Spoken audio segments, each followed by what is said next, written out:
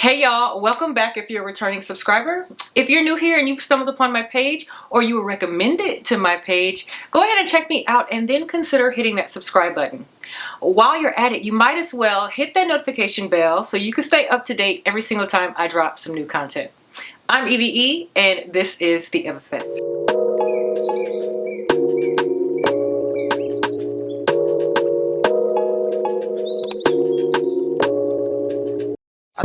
Alright, so for today's video, we're talking tuberose. Now, hold on. Before you click off this video, just give me a moment.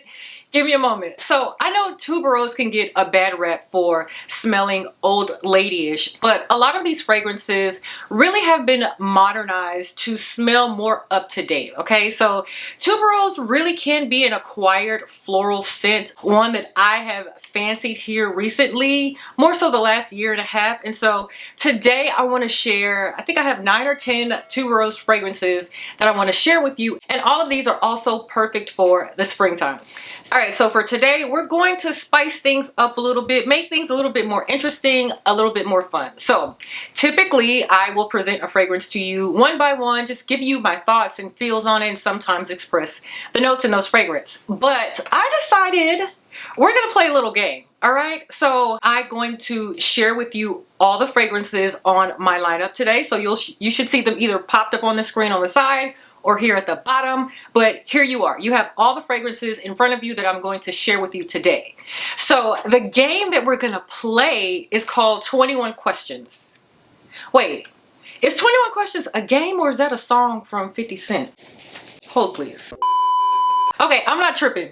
It's a song and it's a game, okay? So we're gonna play 21 questions, but in this instance, it's less than 21 questions because I don't have 21 fragrances to share with you. So I am going to read out a question and you're gonna guess what fragrance I'm speaking of, and I'm of course gonna tell you what that fragrance is, speak a little bit on it, and then move on to the next. Does that make sense? Okay, so play along with me. Go ahead and make a mental note of your answers for each question, or you can write them down and then we'll tally them up at the end of the video.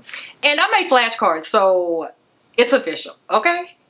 All right, so first question. Which fragrance gives it to you straight, no chaser? Which one is it? It's Prada La Femme. Now, I call this one straight, no chaser, mainly because this is, to me, a classy and sophisticated type of scent.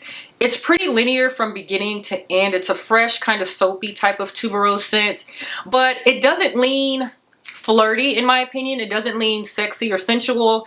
It's mainly sophisticated, so it's perfect for an office environment. It's perfect for when you want to get business done and you want a scent to complement that atmosphere. I would reach for this in those type of situations. So she gives it to you straight, no chaser, because she's all about the business. And yeah, so yeah, this is perfect for your leveling up, time to get things done type of situations. All right, next question. Which fragrance gives me sassy and spice, but everything nice? Now, if you've been watching my channel, I really feel like you should get this one. This one's pretty easy in my opinion. So let me know which one you picked. It's Twilly, and I really hope that you guessed this one right because I always call this my sassy ginger fragrance, but she has tuberose in here that is so beautiful. The tuberose and the ginger mixed together is so refreshing. This is a perfect fragrance for the springtime especially, but this is a lifer. I love this one, and I'm sure you've heard about this all over YouTube. So there are 3 different versions of this fragrance. I happen to like this one the best. I do also like the Oud Ginger, the one in the yellow bottle, I think. That's more of a candied ginger and tuberose scent, but this one does it for me and I love it so much. But definitely a sassy, spiced type of tuberose scent and perfect for the springtime. Okay, so next question. Which fragrance has the ability to take me up, but it can also let me down? And that is A Good Girl Gone Bad. And I guess in this instance, I mean this figuratively because this is such a good fragrance. But sometimes she does me bad. She does me bad. I absolutely love this tuberose scent. It has tuberose, it has jasmine, and I want to say it has osmanthus. And osmanthus is known for smelling kind of peachy. So it's a fruity-like type of scent with your florals in the background. But that tuberose is so beautiful. It's not cloying or overpowering in my opinion. And while the scent is beautiful, it lets me down because the lasting power on this is not the greatest. Now, in order for me to enjoy this fragrance, I have to overspray this. And when I do overspray this, it performs much better, obviously. But this one, I do for sure will spray this on my clothes because I typically don't do that. But nevertheless, this is a beautiful tuberose scent and it's perfect for the springtime. All right, so moving right along. What fragrance made me put my thing down, flip it, and reverse it? Worth it, let me work it. I put my thing down, flip it, and reverse it. It's Love Tuberose from Amouage. Y'all, this is such a gorgeous tuberose scent. And I low-key have a crush on this tuberose. It's absolutely beautiful. And it's combined with all the things and notes that I love. It has vanilla, sandalwood, jasmine, top tier notes in my opinion. It also has gardenia, it has whipped cream, and I think it also has cedarwood in it. Gorgeous, gorgeous fragrance. Now, if you remember from my wish list video, I did have an Amouage fragrance. I had two Amouage fragrances on that list. And Amouage Honor was a definite one on that list. And then I was also contemplating Dia. But I went back to Saks to get another sample of the Amouage Honor just to confirm that I was going to buy that fragrance this year. And so I saw this next to it and I said, you know what? I have not smelled this yet. Let me get my nose on it. Once I smelled it, I said, what have I been doing these last, I think 2 years? I said, I need this in my life quick, fast, and in a hurry. So I scratched off Honor Woman from my list and I replaced it. I put my thing down. I put Honor Woman down. I flipped it and reversed it and picked up Love Tuberose because it's a beautiful, beautiful tuberose scent. And then I also saw a few of my girls on here on the tube also have this scent. So it just confirmed for me that I was making the right decision. Akelia S, I think that's her channel, as well as Sharita and Prissy, Miss Prissy. But this is a gorgeous tuberose centered fragrance. And if I had to recommend one from the house, if you love florals, I would say get your nose on this one. Amouage Honor Woman is good too because that has a mix of tuberose and jasmine. And I feel like the jasmine and the tuberose are evenly distributed, but this one here, it's a stunner. It's a stunner. Okay, next question. What fragrance gives Jessica Rabbit sexy vibes? It's L'Entre de Rouge from Givenchy. Now, I talked about this in a haul video, I believe.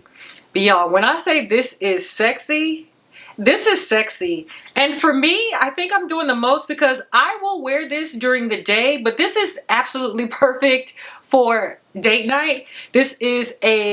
To me, this is a sultry tuberose. It's also got some jasmine, it's got ginger, it's got that blood orange in there. And then of course you got your woody notes on the bottom. I think it has sandalwood as well as cedar. So I've also stated that this one, in my opinion, of all the flankers of the L'Entre de line, that this one is the best one. And I stand beside that. I said what I said. But this one is the best one out of all the renditions that they've made. This has got this creaminess factor to it. It's got just some sultry, sexy, just a beautiful vibe. And I just feel like this is a well-rounded, well-done tuberose scent. It's not overpowering in my opinion. It's just, this is a good one. So yeah, this definitely gets my vote for number one. So Givenchy, I need you to be done and leave it here. Okay, leave it right here, right here. Next question. What fragrance serves two folds, giving you an explosion of white florals, yet an aromatic sweetness at the same time? It's a Flowerhead from Byredo. Now, this fragrance for me is a wish list item, so I can officially check it off the list. Now, in my wish list video, I did mention how I bought this for my sister as well. And y'all, she has gone through the entire bottle. It's done. Finito, okay? And I love this fragrance just as much, so it's a favorite between her and I wouldn't be surprised if I got through this entire bottle by the end of the year, honestly. So I am trying to do better with buying smaller bottles, but I don't know who I'm kidding. I love bigger bottles for the aesthetic also. I don't know. I just think about the numbers behind it. It's more cost effective when you buy the bigger bottle, when you think about the milliliters to the price. That's accounting and mathematics for a different day. But anyways, I was trying to be just more cognizant of my collection and just get the smaller bottles. But when I read this up, it's going to be the bigger bottle. Anyways, the beautiful thing about this fragrance, in my opinion, is how it opens for me. So it opens up zesty with the lemon on top. I want to say it also has angelica in it, which gives it that greenness, and it supports that tuberose that's in the middle. So I call this twofolds because I do get an airiness about this fragrance. However, there is a very heady tuberose in here. If you are not a white floral lover, specifically tuberose, you're not gonna like this. I really feel like this is a polarizing fragrance. So you are either gonna love it or you're gonna hate it. There really isn't a gray area with this scent because it's heavy on the tuberose. It's heavy on the tuberose. Like I said, it is heady, but I feel like the zestiness from the opening kind of helps cut that so it's not so overbearing. Overall, it's a beautiful scent. It dries down musky, and I love this fragrance. Now, this fragrance has great lasting power in my opinion. Okay, I do spray this also on my clothes because the juice, I mean, it's harmless. The juice is fine. So I will spray this on my clothes, but on my skin alone, I clocked it at about 5.5 hours. Okay, on my clothes all day. All day. So yeah, I would definitely say if you enjoy a heady type of tuberose that has a little bit of greenness to it, get your nose on this one. It's a good one. Okay, it's a good one. All right, next question. Which fragrance is green with everything but not envy and keeps it realistic from beginning to end? Dosan from Diptyque. Now, I also featured this in a haul video, I believe, but this, y'all, is another very pretty tuberose scent. And honestly, there are some similarities between how this tuberose is done and the one in Flowerhead. They both serve some greenness in the type of tuberose that's in the fragrance. But this one, and I've said this before, this one to me is a younger tuberose. It's very green in that it doesn't have a lot of maturity in the flower. So you get more greenness than you do the headiness of the actual flower. But this one, to me, in my opinion, while Flowerhead has a zesty and slightly sweet opening, this one has more of a fresher, slightly spicy opening. But they have kind of the same vein of tuberose scent, but it's a beautiful tuberose scent nonetheless. And this one also gives me great lasting power throughout the day. Now, I will say typically with Diptyque fragrances, and I have a love for Diptyque, but these tend to lean a little bit more vintagey in my opinion, I would say.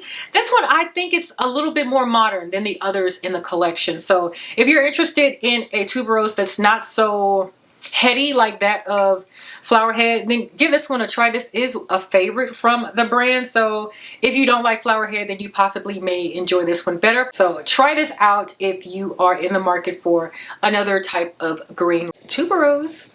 All right, so we're on to the next question, and through process of elimination, I'm sure you should be getting your answers more correct now if you haven't been in the beginning. But next question. What fragrance gives me buttery smoothness and has garnered compliments every single wear? 100 Silent Ways from Nishane. Now, y'all, this is a drop dead gorgeous type of tuberose. I was just in total awe when I first got my nose on this, and I don't know how you can smell this and not love it, okay? Even if you're not a huge fan of tuberose, you've got to get your nose on this one. It's so beautiful. So this one is compared a lot to Black Opium.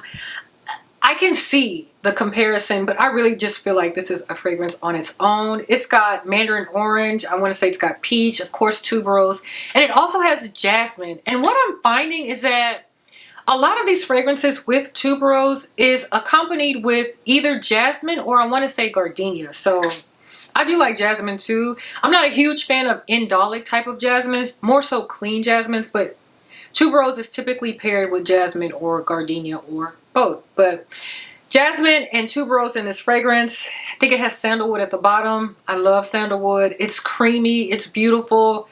You've got to get your nose on this, and I've got to get my hands on a second bottle. Through that, I don't know if you can see that dent, but y'all, this is so good. I had to force myself to stop using this and start playing with my other fragrances because I was doing the most with this and spraying this all the time, and every single time I wore this, I got a compliment, okay? Again, not that I was fishing for a compliment, but I was noticed, okay? I was noticed when I wore this. So get this. All right, so next question. What fragrance made my nose hair stand at attention and had me at hello? It's Lebeau from MFK, and I feel like you probably would have got this if you've been following my channel for some time now. But y'all, when I first smelled this, it was a sample that I got after receiving, I want to say I got in Grand Soir and Oud Said Mood, something around there. I'll probably link the video up here so you can see. But when I got the sample and I smelled it, it was my first time smelling it on camera. I was like, this smells amazing and I need it. So I eventually did add this to my collection, and I am so glad I did. I don't know if they stopped producing this. This was at a point in time an exclusive to a particular country. I don't remember. I'll either post it on screen or down below, but if it is available, I'll try to link it. If not, I do apologize. But I did want to share that, y'all, this is a gorgeous tuberose scent, and of course it has jasmine in it, ylang ylang, and I believe orange blossom as well. This performs great on my skin. I don't have any issues with performance, y'all. This is a beauty. This is a beauty. So if it is available, I will link it down below. I don't want to ramble on and on about this one because if it's not available, it's kind of like, what's the point? But I had to share that this is a gorgeous, gorgeous tuberose fragrance, and I'm so happy that I was able to pick this up. Y'all, I fell in love at first sniff on this one. She's good. She's definitely good. All right, so next question. What fragrance has European heritage but represents the Southern culture in North America? Marfa from Memo Paris. Now, in my personal opinion, this is a stunning tuberose scent. This is blended so beautifully. I just can't get over how smooth, how creamy, how milky in a way this tuberose is. This is good, y'all. I really love this fragrance. And I'll be honest, I was intrigued by this fragrance because of the name Marfa.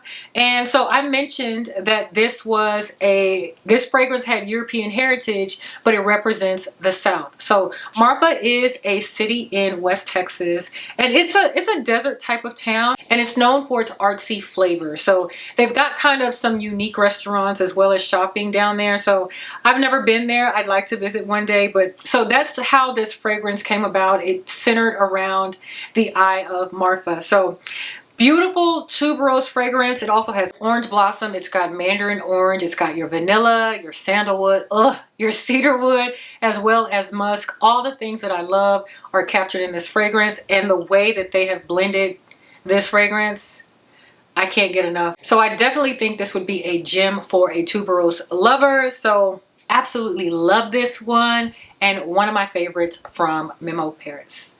Okay, next question. If I was to let go of one of these fragrances today, which one would it be? Absolutely none of them, because I love all of them and I'm happy to have all of them in my collection. Trick question. I got you. All right, y'all, so that is the end of the game. I hope you enjoyed this video.